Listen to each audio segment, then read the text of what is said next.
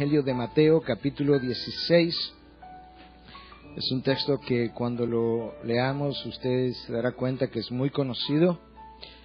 Yo voy a leer 5 versículos a partir del 13, pero realmente mi mensaje en el día de hoy tiene que ver exclusivamente con el versículo 18 de Mateo 16. Hoy habíamos anunciado, por lo menos a algunos, que estaríamos comenzando una nueva serie de mensajes. Una serie que yo he titulado La Iglesia que Dios quiere. Yo estoy consciente que ese título representa un enorme reto para mí como predicador o para cualquier otro predicador, porque tan pronto hacemos uso de ese título, estamos asumiendo que en este mensaje y en los venideros estaremos predicando exclusivamente aquello que Dios ha concebido en su mente y en su corazón para que sea parte de su iglesia. Pero yo estoy consciente, como ya decía, ¿verdad?, que en mi falibilidad yo pudiera terminar predicando acerca de la iglesia que el pastor Núñez quiere y no la iglesia que Cristo quiere.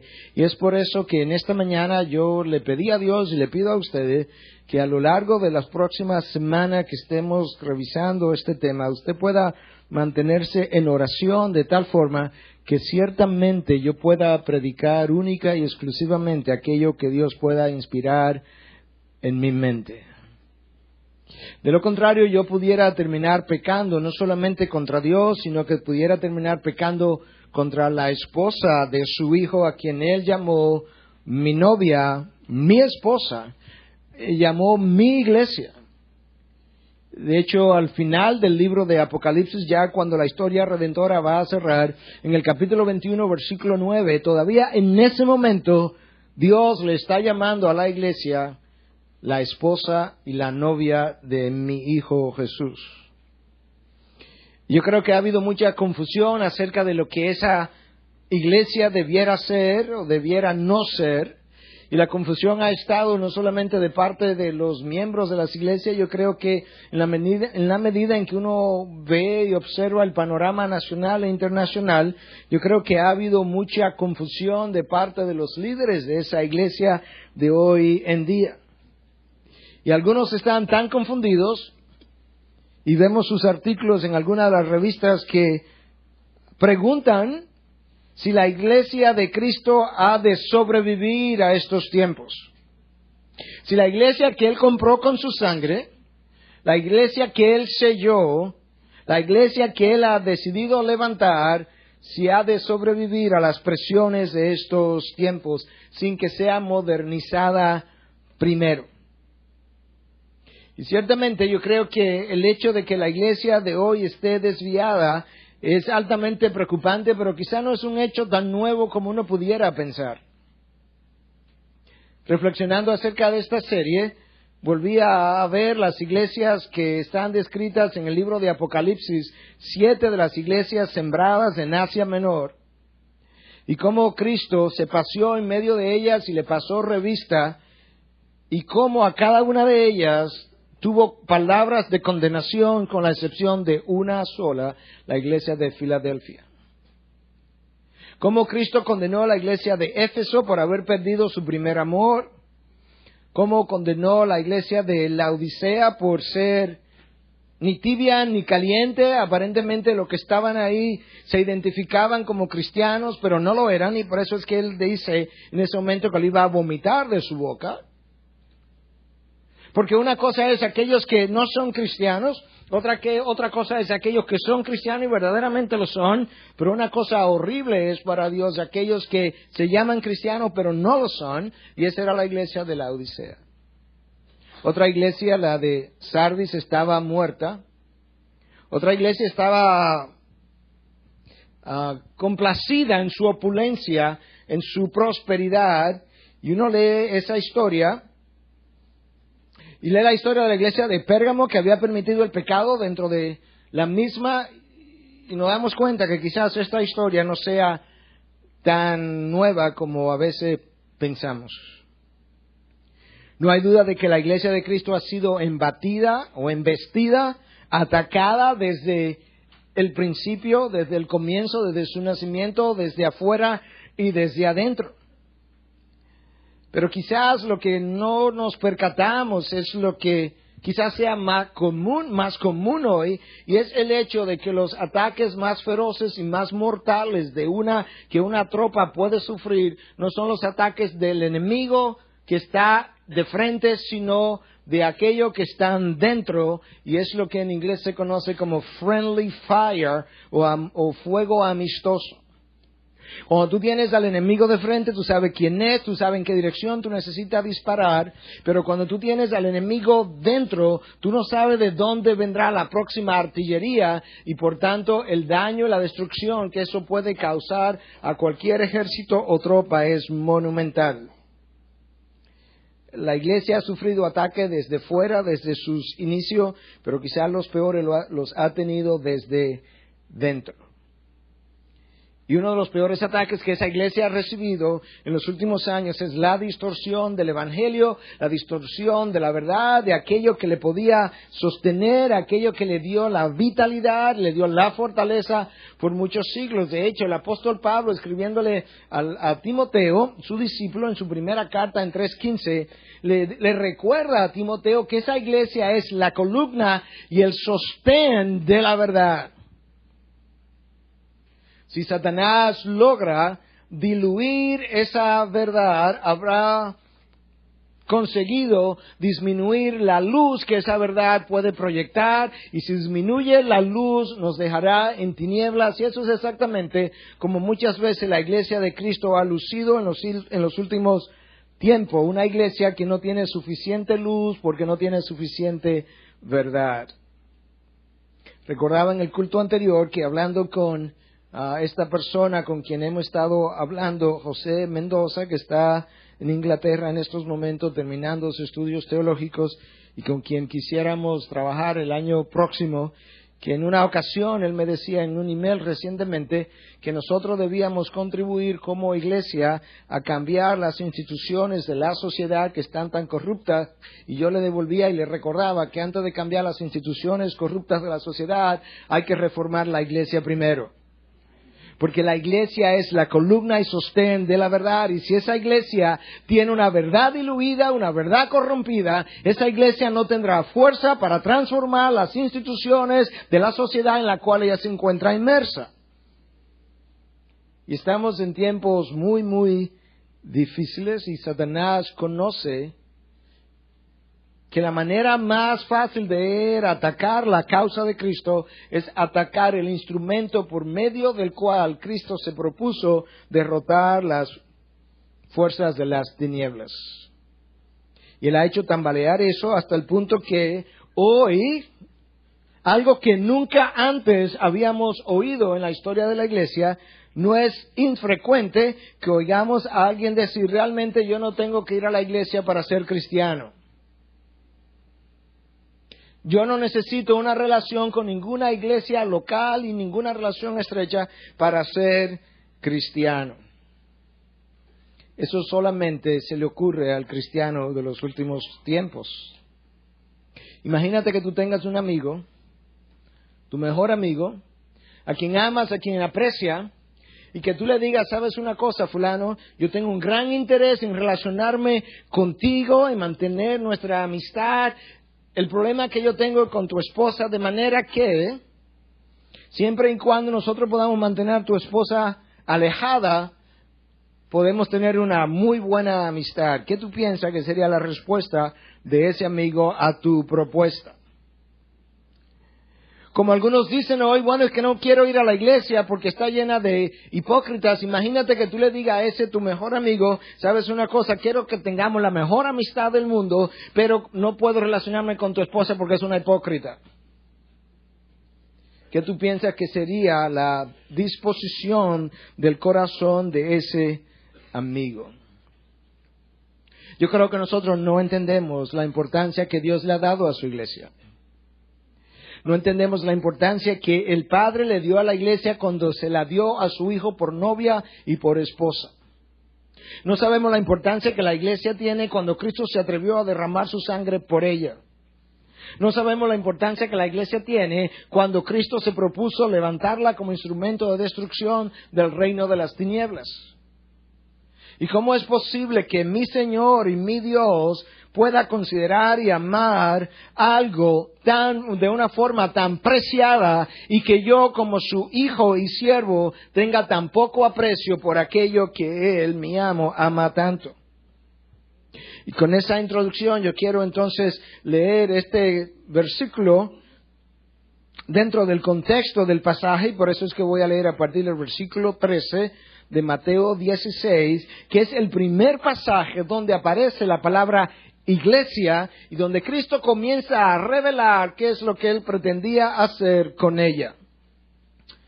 Versículo 13, Mateo 16. Cuando llegó Jesús a la región de Cesarea de Filipo, preguntó a sus discípulos diciendo: ¿quién dicen los hombres que es el Hijo del Hombre? Y ellos dijeron, unos Juan el Bautista y otros Elías, pero otros Jeremías o uno de los profetas. Él les dijo: ¿y vosotros? ¿Quién decís que soy yo? Respondió Simón Pedro, dijo: tú eres el Cristo, el Hijo del Dios viviente. Y Jesús respondiendo le dijo: bienaventurado eres, Simón, hijo de Jonás, porque esto no te lo reveló carne ni sangre, sino mi Padre que está en los cielos. Yo también te digo que tú eres Pedro, y sobre esta roca edificaré mi iglesia, y las puertas del Hades no prevalecerán contra ella. Esa es la primera vez que la palabra iglesia aparece en el Nuevo Testamento. Esa palabra no aparece frecuentemente en los evangelios. De hecho, en los evangelios Mateo, Marco, Lucas, Juan solo aparece 2 veces, y esta es la primera. Y la próxima vez que esta palabra aparece, una vez más, aparece pronunciada por Cristo, y es en el contexto de la disciplina de la iglesia en contra del pecado que puede debilitar y corromper su iglesia.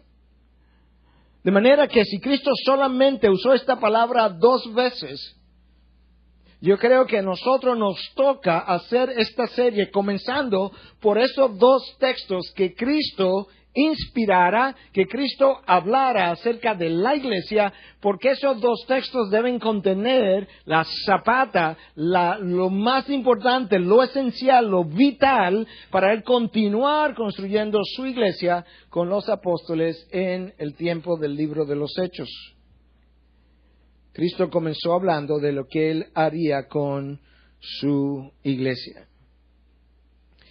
Y yo quisiera, habiendo leído ese pasaje y habiendo visto esta famosa declaración de Pedro, conocida como la declaración de Cesarea de Filipo por parte de Pedro, que viendo solamente esa confesión donde Cristo le dice a Pedro: bienaventurado eres, hijo de Jonás, o Simón, porque te digo que sobre esta roca edificaré mi iglesia y las puertas del Hades no prevalecerán contra ella. Basado en esa sola revelación, yo quiero que veamos 5 cosas de la iglesia de Cristo. El fundamento o la zapata de la iglesia, que aquí es llamada la roca. Número 2, la relación que existe entre esa roca o el fundamento y el resto del edificio. Número 3, la promesa del constructor de la iglesia. Número 4, la procedencia de los ataques contra esa iglesia. Y número 5, la garantía de la iglesia. Si tú preguntas en dónde está todo eso, eso está ahí en el versículo 18, en la mitad del versículo 18. Donde Cristo dice: sobre esta roca edificaré mi iglesia y las puertas del Hades no prevalecerán contra ellas. Él es llamado la roca en el libro de Efesios 2, capítulo 2. Nosotros vemos cómo el apóstol Pablo en el versículo 19 habla de que el fundamento de la iglesia está formado por los profetas, los apóstoles, y del cual, de ese fundamento, Cristo es la piedra angular. Él es llamada la piedra angular de ese edificio que se proponía levantar. Y con esto, cuando Cristo le habla a Pedro acerca de la roca, Él está dando una idea de la solidez y del tamaño de aquello que iba a comenzar ese día. Todos nosotros sabemos que la fortaleza de un edificio depende del tamaño de la zapata y la fortaleza de la zapata, y que hay una estrecha relación entre la zapata y el resto de la edificación. No importa si el edificio tiene 100 pisos, el último piso todavía sigue guardando una estrecha relación con lo que pasó abajo en la zapata. Y de ese edificio Cristo es llamado en este texto la roca, de tal forma. Es esta roca crucial para la iglesia que todo movimiento que se levantara construyendo sobre la arena y no sobre él terminaría siendo destruido. Y de hecho Cristo reveló exactamente eso en sus propias palabras, lo cual nos da a nosotros una idea de cuál fue la opinión de Cristo sobre aquellos que trataran de oponerse a sus propósitos. En Lucas 20, versículo 18 leemos lo siguiente: todo el que caiga sobre esta piedra será hecho pedazos, y aquel sobre quien ella caiga lo esparciré como polvo. Cristo no solamente da garantía del triunfo de su iglesia, sino que al mismo tiempo nos habla de lo peligroso, lo mortal que sería oponerse a la roca que en ese momento comenzaba a ser usada como fundamento de la edificación que Dios Padre había comenzado en la eternidad pasada. Más adelante Cristo es mencionado en 1 de Pedro 2:4, definido como una piedra viva. En 2:6 Él es definido como piedra preciosa, y en 2:8 como piedra de tropiezo y roca de escándalo. En 3 versículos solamente el apóstol Pedro nos habla de que Cristo es una piedra viva, claro, porque de Él depende toda la vida de la iglesia y Él es quien nos ha dado vida a cada uno de nosotros. Él es definido como una piedra preciosa. Claro, las piedras preciosas se definen de acuerdo a su hermosura y de acuerdo a su perfección. Y cuando tú lees acerca de Cristo, el Salmo 45:2 lo define como el más hermoso entre los hijos de los hombres. Y el resto del Nuevo Testamento habla y define la perfección del Hijo de Dios hecho hombre. Él es una piedra preciosa, pero no solamente Él es una piedra viviente y una piedra preciosa, resulta que Él es también una piedra de escándalo, una piedra de tropiezo y roca de escándalo. Esa es la razón por la que cuando hablamos de Cristo como el único camino al Padre, el otro se escandaliza. Esa es parte de la función de la roca, el escandalizar a aquellos que piensan que pueden llegar al Padre por otro camino que no sea el camino de Jesús. Roca de tropiezo para mucha gente, roca de tropiezo para muchos líderes de otras religiones. Esa es la roca, ese es el fundamento. Yo quiero que veamos en segundo lugar la relación que guarda esa roca con el resto del edificio. Usted nunca ha visto una edificación construida separada de la zapata. De la misma manera que cuando Cristo se refiere a Él y su iglesia, en otra ocasión le llama el cuerpo de Cristo, del cual Él es la cabeza. Usted nunca ha visto un cuerpo caminando separado de una cabeza. Como tampoco ha visto a la cabeza caminando por ahí. Usted preguntarse, ¿y dónde está el cuerpo? No, siempre hay una cabeza que le dice al cuerpo por dónde caminar. Y de esa misma manera, entonces, Cristo como cabeza nuestra de la iglesia, Él es quien tiene que decirnos cómo caminar, cómo edificar, cómo levantar su iglesia. Él es quien tiene que darme las instrucciones que yo debo seguir y yo debo hacerlo con sus recursos, a su manera, en su tiempo, en su forma, para su honor y su gloria. Porque Él es quien la está levantando. Ese entendimiento muchos cristianos no lo tienen. No tienen el entendimiento de lo inseparable que es el novio de la novia. No tienen el entendimiento de que la mejor manera de servirle al novio es sirviéndole a la novia. De hecho, no, la idea frecuente hoy en día en la mente de muchos cristianos es el poder pertenecer y servir o ir, ni siquiera servir, ir a varias iglesias diferentes. Porque mi intención no es servirle a la novia, servirle a la esposa, mi intención es servirme de la novia. De tal forma que ahora yo puedo ver la iglesia como un buffet del cual yo escojo lo que me gusta y dejo lo que no me gusta. De esta forma yo puedo obtener el mejor plato de esta iglesia, el mejor postre de aquella otra iglesia, la mejor entrada de esta otra iglesia y servirnos a manera de buffet. ¿Hasta dónde va a llegar nuestro egocentrismo? Imagínate el amigo de quien te hablaba, con su esposa, con quien tú quieres tener una muy buena relación, pero que tú le dices a tu amigo una vez a la semana, yo voy a visitar tu casa y quisiera que cada vez que yo vaya a visitar tu casa, tu esposa me sirva, pero por favor recuérdale a tu esposa nunca pedirme un favor, porque yo no estoy ahí para servirle, sino para servirme de ella. ¿Qué tú piensas que sería la reacción de ese tu amigo? O quizás deje de ser tu amigo. Nosotros hemos desarrollado un egocentrismo tal que ahora los mismos líderes de esa iglesia que Cristo se ha propuesto construir sobre él como la roca, han querido llenar todas las necesidades humanas, egocéntricas del cristiano. Y yo recuerdo cómo en el año 1992, quizás todavía el mall más famoso, más grande de Estados Unidos, The Mall of America, construido en Minneapolis, con una extensión inmensa, más de 560 tiendas. Alguien calculaba que si tú fuese a pasar 10 minutos en cada tienda, durante 24 horas al día sin dormir, te tomaría casi 4 días para visitar cada tienda. Que dentro de este mall cabrían 7 estadios como el estadio de los Yankees en New York. Algo inmenso. Pero una de las atracciones cuando el mall abrió fue que al lado de Bloomingdale y Sears, ahí en el medio de las dos, habría una iglesia.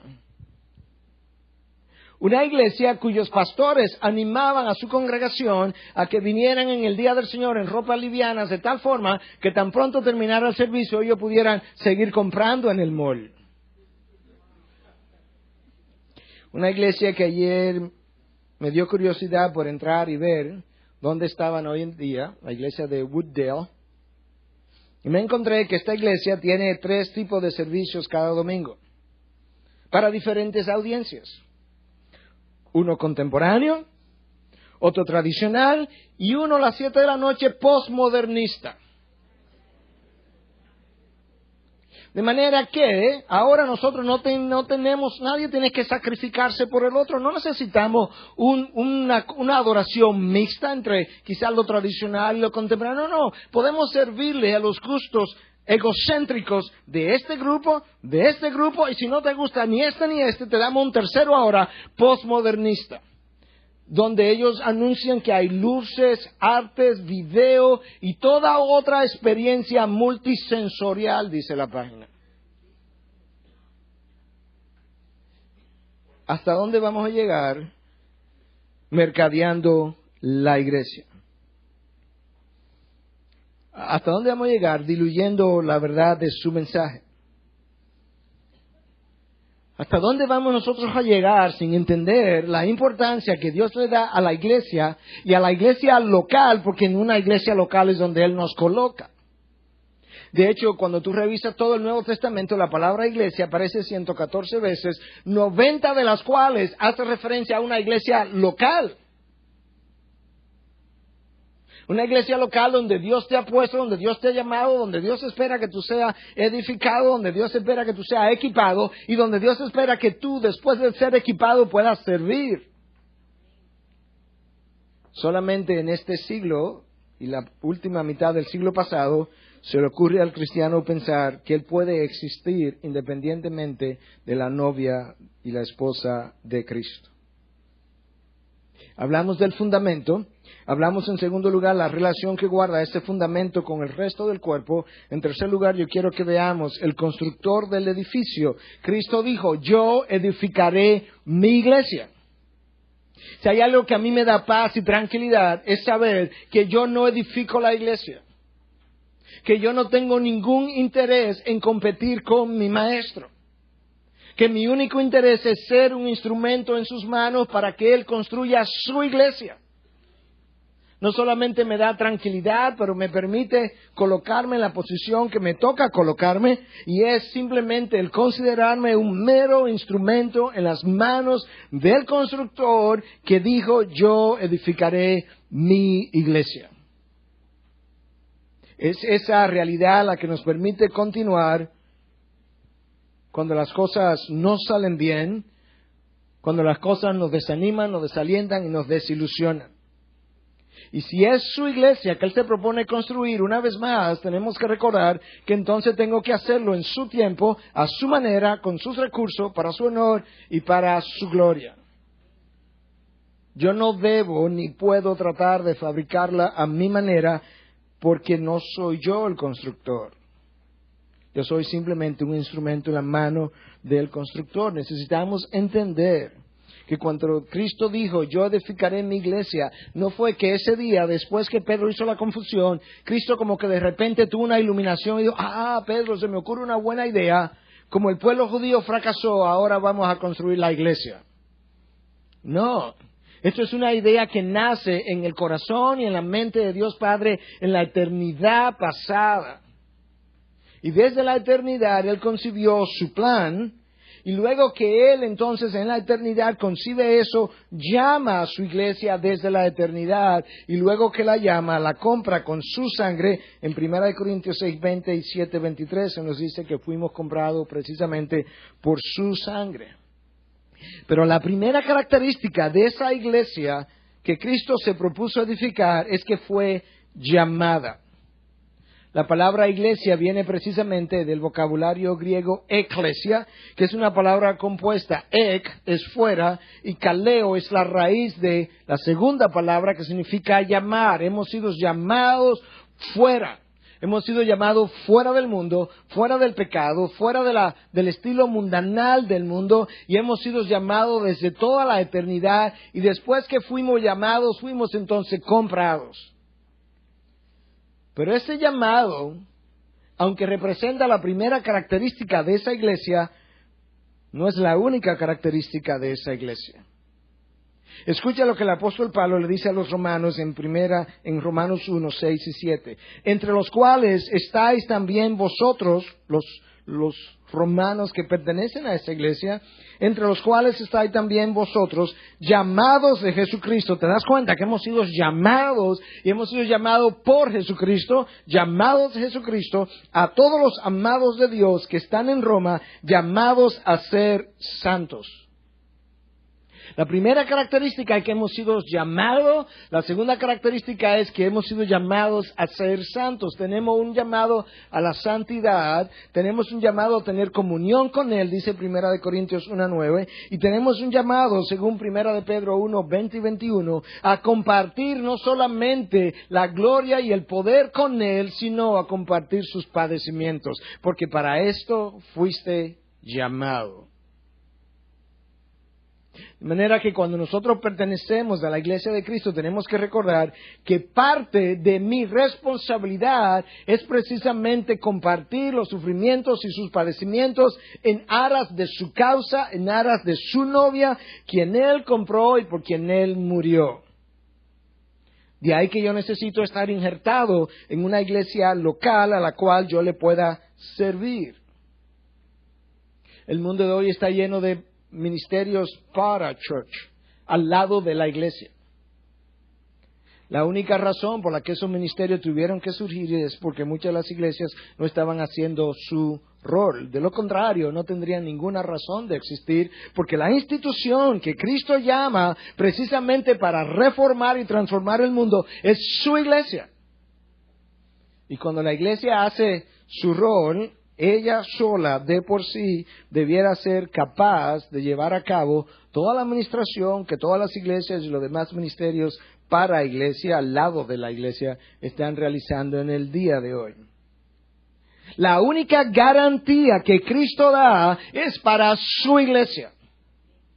Él no garantiza el triunfo de ningún otro ministerio, de ninguna otra institución. Él garantiza la victoria de la institución por la cual Él murió y la que Él compró y la que Él diseñó. Y si nosotros vamos a levantar o ser instrumentos de esa edificación en las manos del constructor, tenemos que hacerlo con su poder. Esa es la razón por la que Cristo, antes de ascender al cielo, da las instrucciones a sus discípulos y le dice que no salgan de Jerusalén hasta que no reciban poder de lo alto. Porque era ese poder que iba a fluir a través de ellos lo que iba a permitir que ellos pudieran edificar aquello que Él le anunció a Pedro y a los apóstoles ese día. Yo tengo una responsabilidad en esta construcción. Porque el poder que Cristo quiere y ha prometido hacer fluir a través de nuestras vidas solamente va a fluir si yo como vaso he sido preparado en santidad. Cuando mi vaso no ha sido debidamente preparado en santidad, que es a lo que yo he sido llamado, yo no disminuyo el poder en la persona de Dios, pero yo disminuyo significativamente el fluir de su poder a través de mí y a través de esa iglesia, con lo cual debilito la eficacia de esa iglesia.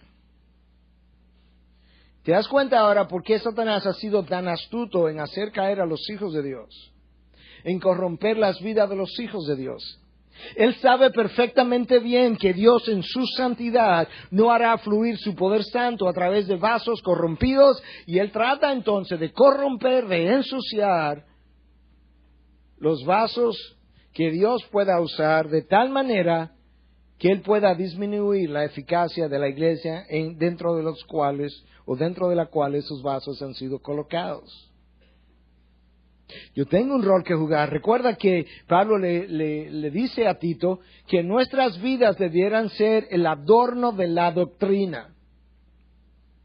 De tal forma que cuando la doctrina sea predicada y esos pasajes difíciles de digerir sean predicados, cuando otros vean nuestras vidas alrededor de la doctrina proclamada, otros queden impresionados con el adorno que nuestras vidas proveen para esa doctrina difícil y que otros se sientan atraídos por el cosmético de la doctrina. La palabra adorno ahí en Tito 2:10, le hemos mencionado en otras ocasiones, es cosmeo, el cosmético. De ahí que viene la palabra cosmético. Yo mencionaba esta mañana como cuando uno se levanta en la mañana, tiene la cara un poco plegada, los ojos un poco sucios, el pelo un poco despeinado, y de repente usted se ve en el espejo y usted se convence de que usted es feo. Luego usted va y busca un cepillo, se moja el pelo, se seca. Las mujeres usan sus cosméticos. Bueno, a veces los hombres ahora han hecho lo mismo.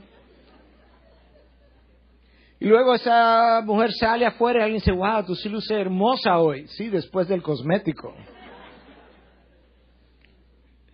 Eso es a lo que tú y yo hemos sido llamados. A que la doctrina nunca luzca desaliñada, despeinada, fea, sucia. A que la doctrina tenga siempre el cosmético de nuestras vidas. Y cuando eso ocurre, entonces, el poder que Cristo prometió en Hechos 1:8 ha de fluir a través de esas vidas, con lo cual le da poder a su iglesia de conquistar, de impactar el ambiente alrededor de ella y la sociedad en la que ella ha sido colocada. De manera que Cristo está dispuesto a construir su iglesia a través de hijos que estén dispuestos a vivir de esa manera. Hijos que estén dispuestos a sufrir por la causa, a dar el todo por la causa, a hacer el mejor esfuerzo por esa causa. Y tú comienzas a ver mejor entonces quién es realmente el constructor de este edificio. Yo edificaré mi iglesia, esas fueron sus palabras. Hemos visto el fundamento, la relación que guarda esa roca o fundamento con el resto de la edificación. Hemos visto ahora también quién es el constructor. Y yo quiero que veamos ahora, como punto número 4, de dónde vendrían los ataques en contra de esa iglesia. Tan pronto Cristo dice que Él iba a levantar su iglesia, pero que las puertas del Hades, ahí me identificó ya la procedencia de los ataques. No importa si los ataques vienen de afuera de la iglesia o si vienen de adentro de la iglesia, esos ataques contra la iglesia de Cristo han sido concebidos en el Hades. Ha sido preparado por la cabeza del Hades, que no es otro que Satanás mismo. El Hades es una identificación del reino de las tinieblas. Y Satanás se ha propuesto detener el avance de la iglesia. Cuando un cristiano cae, o un líder de la iglesia cae, y eso detiene el avance, la eficacia, el poder de esa iglesia, esa estrategia fue concebida en el Hades. Cuando la iglesia diluye la doctrina de Cristo, con lo cual diluye el impacto de la verdad proclamada, esa estrategia fue concebida en el Hades. Cuando los líderes de la iglesia compran la idea de mercadear esa iglesia, diluir su doctrina, entretener al que viene, eso ha sido concebido en el Hades. Satanás comenzó con una estrategia diferente. Cuando la iglesia comenzó a levantarse, él comenzó a perseguirla. Pero se dio cuenta rápidamente que mientras más la perseguía, más se fortalecía la iglesia. Y de repente él dice, no, yo tengo que cambiar de estrategia, porque ciertamente la sangre de los mártires lo que está haciendo es fortalecer la iglesia. Y esa ha sido siempre la historia de la iglesia, que la sangre de los mártires ha sido la semilla de la iglesia. Satanás dijo, no me conviene esa estrategia. Y tan pronto él vio a Constantino, el emperador romano, convertirse, aparentemente, él diseñó otra estrategia. Ya Constantino se convirtió, él es el emperador, ya no la puedo ni siquiera seguir persiguiendo porque lo tengo a él en contra. Mi estrategia ahora es casar el poder político con el poder de la iglesia. Hacer que la iglesia cometa adulterio de matrimonio con el poder político. Y le quitamos entonces toda la fuerza necesaria a la iglesia. Y la iglesia entonces pasó a vivir los años oscuros de la iglesia, como se le conoce en la historia, hasta que Dios desde dentro de la iglesia levantó a un hombre de nombre Lutero y la hizo explotar desde adentro hacia afuera, con lo cual él volvió a cambiar y a transformar el continente europeo por segunda vez. Satanás se da cuenta que su estrategia funcionó por un tiempo, pero que no iba a continuar funcionando. Y en los últimos años, el Hades ha concebido otro plan. Pero es un plan multifacético. Yo puedo entretener la iglesia de diferentes maneras. A un grupo le hago creer que tengo más poder de lo que realmente tengo. A un grupo le hago creer que yo puedo hacer mucho más de lo que puedo hacer, de tal forma que se entretengan conmigo estudiándome y se olviden de estudiar la verdad, de estudiar a la persona de Jesús, de vivir preocupado conmigo de tal manera que su preocupación, su miedo y su temor los debilite. Ganó esa batalla. A otros yo lo voy a entretener con la idea de que yo no existo. O si existo, estoy en el infierno ahí atrapado, no puedo ni siquiera salir, no puedo hacer nada. Gané esa batalla. A otros yo lo voy a entretener de la misma manera que yo he logrado entretener al mundo, con ansia de dinero, el evangelio de la prosperidad. A otros lo voy a entretener con ansia y hambre de poder. Levanto nuevos profetas y apóstoles. A otros los voy a entretener con la sensualidad dentro de la iglesia. Y ganó cada una de esas batallas. Pero quizás la peor de ellas es aquella estrategia que ha logrado convencer a los hijos de Dios que Satanás realmente tiene más poder y más capacidad de hacer de lo que realmente él tiene. Y se nos olvida que Cristo nos dejó en su palabra precisamente suficiente revelación para que nosotros entendiéramos que no iba a ser de esa manera y que no era como Satanás quería convencernos. Colosenses 2:15 dice, y habiendo despojados a los poderes y autoridades, hizo de ellos un espectáculo público, triunfando sobre ellos por medio de él. En la cruz le hizo un espectáculo público, los despojó de sus poderes. Pero cada vez que nosotros olvidamos lo que la palabra de Dios revela, caemos entonces en creencias erróneas, extrañas a lo que es la revelación de Dios. Satanás ha logrado en los últimos años asestar duros golpes al liderazgo de la iglesia. No importa si eran los tiempos de Jimmy Swaggart, de Jim Baker, o más recientemente de Ted Haggard, pastor de una iglesia de 14,000 miembros en Estados Unidos, presidente de la Asociación de Iglesias Evangélicas con más de 45,000 iglesias afiliadas, con una campaña contra la homosexualidad increíble, hasta que el homosexual con quien él tenía una relación por 2 años lo denunció. Y de quien él compraba anfetaminas.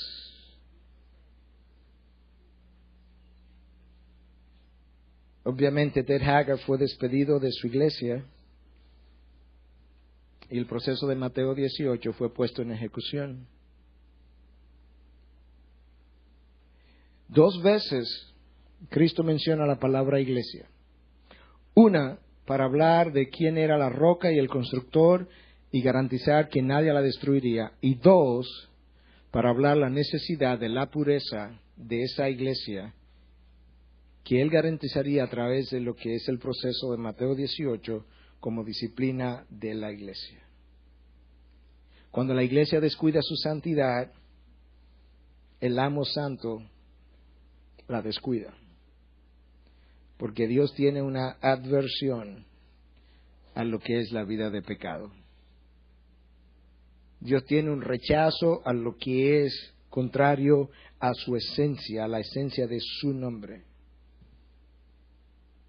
Cuando esa iglesia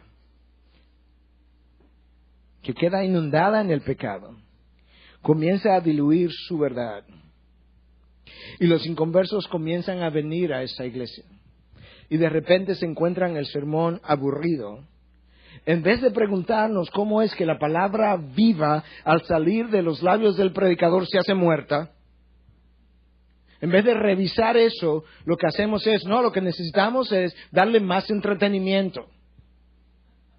La diluimos todavía más, aumentamos el entretenimiento, acortamos el tiempo de los cultos y de esa manera podemos continuar manteniendo a las personas contentas, pero no a Dios. De esa manera podemos continuar atrayendo grandes multitudes de personas, pero no de discípulos. De personas, pero no de ovejas, porque mis ovejas escuchan mi voz. Y si hay algo que distingue a las ovejas del buen pastor, es hambre por el alimento que él prepara y no por el entretenimiento. Si hay algo que es característico de las ovejas del buen pastor, es precisamente que ellos quieren la palabra no adulterada, el alimento limpio versus un alimento contaminado. Y sus ovejas escuchan su voz. La iglesia de hoy en día ha perdido la noción de la importancia que tiene la predicación de la palabra que le dio fortaleza y levantó a la iglesia primitiva y la sostuvo por años. Pero como hoy el interés no es en levantar la iglesia de Cristo, contribuir a levantarla, sino a tener muchas personas, nos hemos propuesto entretenerlas independientemente de la opinión del constructor. ¿Te das cuenta por qué es tan importante nosotros entender, uno, quién es la roca, dos, la relación de esa roca con el resto del edificio, la relación del novio con la novia, el amor que él tiene por ella, la pasión que tiene por ella, el entender también que yo no soy quien la construyo, él es quien la construye y que yo tengo que entender que si él es quien la va a construir, lo va a hacer con sus recursos, a su manera, en su tiempo y en su forma. Finalmente, yo quiero que veamos no solamente el fundamento y la relación con el resto del edificio, no solamente quién es el constructor de esa iglesia, no solamente de dónde provienen los ataques contra esa iglesia, yo quiero que veamos la garantía de la iglesia. ¿Cómo nosotros sabemos que la iglesia de Cristo ha de triunfar? ¿Cómo nosotros sabemos que la iglesia no ha de sucumbir? Yo recuerdo que todavía vivía en Estados Unidos ya preparándonos para venir para acá, cuando la revista Christianity Today comenzaba a sacar en su primera plana, estamos hablando antes del año 1997, artículos con esta pregunta: ¿sobrevivirá la iglesia? ¿Sobrevivirá la iglesia? La iglesia que Cristo dijo, las puertas del Hades no prevalecerán contra ella. ¿Tú tienes alguna duda de si prevalecerá o sobrevivirá? ¿Sabe por qué existe la duda? Porque como quien garantiza eso es esta palabra que fue hablada, y nos hemos despegado de la palabra y nos hemos olvidado de la palabra, de esa misma manera nos hemos olvidado de la garantía dada por el constructor. En estas semanas yo tuve la oportunidad de volver a ver el viernes en la noche, de volver a ver la película de la Crónica de Narnia. Y hay una escena, hay varias escenas que a mí me llaman poderosamente la atención en la manera en que C.S. Lewis pudo captar estas ideas. Pero en una de las escenas, tú tienes al león Aslan, que representa a Cristo, león de Judá, que tiene una entrevista en privado con la bruja de esta tierra de Narnia, que representa a Satanás. Y la bruja quería destruir toda la tierra de Narnia, pero ellos se van en secreto y tienen una reunión y hacen un pacto. Y en el pacto es que Aslan, el león de la tribu de Judá, en este caso el león de la tribu de Narnia, iba a morir por la tierra de Narnia. Y la bruja está de frente de él y antes de irse le hace la pregunta a Aslan, que representa a Cristo: ¿y cómo yo sé que tú vas a cumplir tu palabra? Porque tenía que irse de Narnia a morir, ir al reino donde ella habitaba, a la tierra. ¿Y cómo yo sé que tú vas a cumplir tu palabra? Y en ese momento Aslan la ve y le hace y ruge como un león, y ella cae de rodilla delante de él, como quien dice: no te atrevas a cuestionar mi palabra. Si yo he dado mi palabra, yo he garantizado lo que mi palabra ha dicho. Y cuando Cristo dijo, las puertas del Hades no prevalecerán contra mi iglesia, Él ha dado su palabra, y lo que Él dice es suficiente garantía por los siglos de los siglos. Lo que Él ha pronunciado, así será. Yo no tengo derecho a cuestionarlo, ni a pensarlo, ni a imaginármelo. ¿Qué atrevimiento es este de preguntar que si la iglesia de Cristo ha de sobrevivir? ¿Tú no sabes quién es que ha dicho que las puertas del Hades no prevalecerán contra mi iglesia? Es Aslan, el león de la tribu de Judá. ¿Tú entiendes quién es el garante de este pacto? Es el Rey de Reyes y el Señor de Señores. Y para Él nosotros trabajamos con su garantía. Yo no necesito nada más, no necesito otra palabra, otra garantía, otra señal que me pueda afirmar lo que Él ya habló. Él nunca ha faltado a su palabra. Y confiado en su palabra, nos proponemos continuar hacia adelante. Yo quería terminar este primer mensaje de esta serie con unas palabras que también pronuncié cuando comenzamos, o mejor dicho, cuando celebramos nuestros primeros 10 años, hace unos meses atrás. que fueron las palabras de conclusión en este día, pero yo quiero volverla a recordar. Y yo decía en esa ocasión que estos son tiempos difíciles y que no son tiempos para estar dormidos en las camas y mucho menos en nuestros laureles.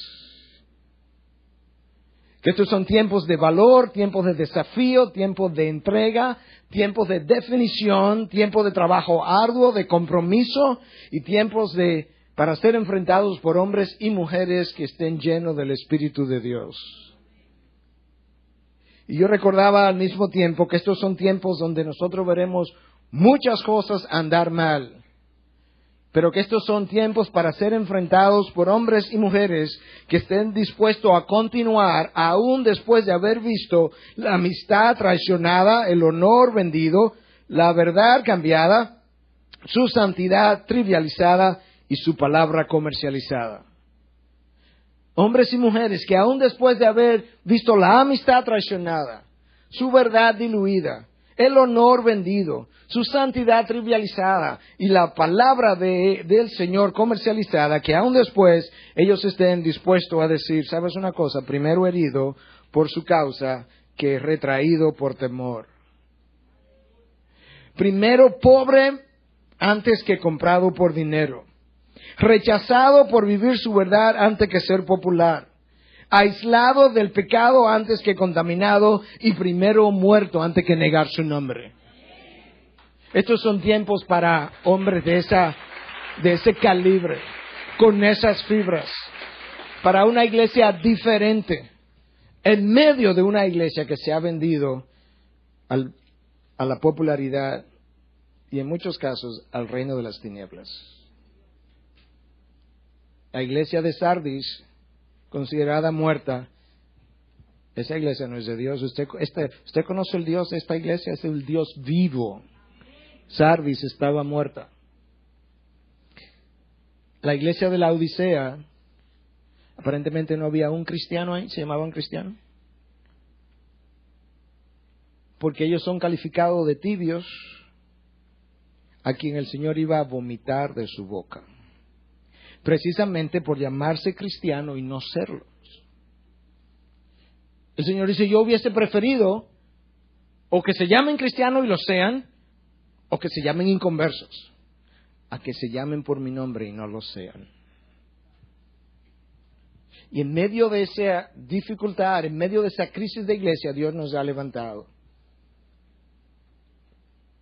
En el año 1994, en julio específicamente, yo escribí un documento donde plasmaba lo que entendía Dios estaba poniendo en mi corazón para que levantáramos en Santo Domingo posteriormente.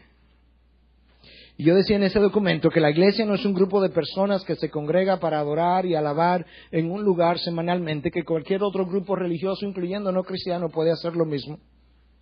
Que la iglesia tampoco es un grupo religioso que se reúne para celebrar eventos de una manera cristiana y divertida. No.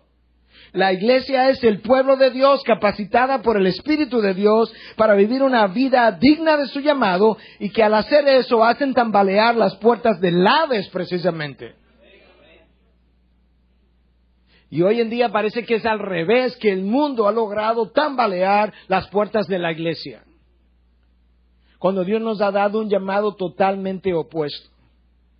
Y tu llamado, mi llamado, si tú vas a ser parte de esta iglesia, es precisamente a poderte vaciar de las cosas que han de hacerte ineficaz para el reino de los cielos. Que no te preste a hacer una ficha de ajedrez que Satanás puede mover en el juego para interrumpir los propósitos de Dios. Que tú puedas vaciarte de todo aquello que te haga ineficaz para que el Espíritu de Dios te pueda llenar y que a través de la llenura de su Espíritu, de su poder, nosotros podamos con esta iglesia levantada en este lugar, para este tiempo y en esta generación, hacer tambalear las puertas del Hades que conspiren contra esta nación y esta sociedad. Pastor, pero esa no es la iglesia a la que yo quiero pertenecer. Hay otras. Hay otras. Si usted no tiene esa idea de iglesia que nosotros le acabamos de presentar, en el amor de Cristo, con humildad, le invitamos que encuentre una iglesia que sea como usted la concibe. Pero no queremos que esta iglesia sea debilitada en su eficacia, en su poder, porque fichas que tienen el nombre de Dios deciden no moverse conforme a los propósitos de Dios. Deciden hacer oposición al propósito de Dios al contribuir a favor del reino de las tinieblas. Porque han permitido que el pecado more en sus vidas, los debilite, interrumpa el fluir del poder de Dios a través de sus vidas, con lo cual interrumpe el fluir del poder de Dios a través de esta iglesia. No somos la única, no somos la mejor, pero somos la IBI. Y en esta iglesia la concebimos como la novia de Cristo, la esposa del Cordero. La concebimos como una iglesia que Dios quiere presentarla sin arruga y sin mancha, comprada a precio de sangre, llamada desde la eternidad pasada. Una iglesia que ha sido llamada a la santidad. Una iglesia que ha sido escogida por Dios para ser instrumento de destrucción del reino de las tinieblas. Una iglesia tan importante para Dios que Dios dice en el libro de Efesios que todavía hoy Él está enseñando a sus ángeles acerca de la sabiduría multiforme de Dios a través de la iglesia. Así de importante es la iglesia para Cristo. Es su novia, es su instrumento de destrucción en contra del reino de las tinieblas y es su instrumento de educación para los ángeles en el día de hoy.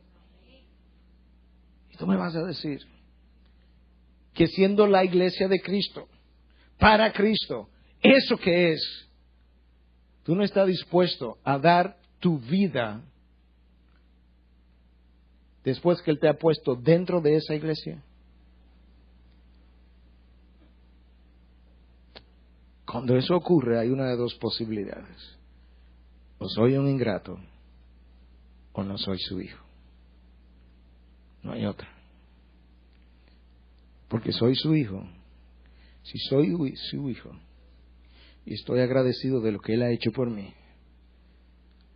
y estoy agradecido de que Él me haga parte de lo que Él compró con sangre, Él que murió por mí, lo menos que puedo hacer es vivir para Él y su causa. La manera de tú amar a Cristo es amando a su esposa, por quien Él murió. Y si tú no puedes amar a su esposa, a quien tú ves, no es verdad que tú vas a amar al esposo a quien tú no ves.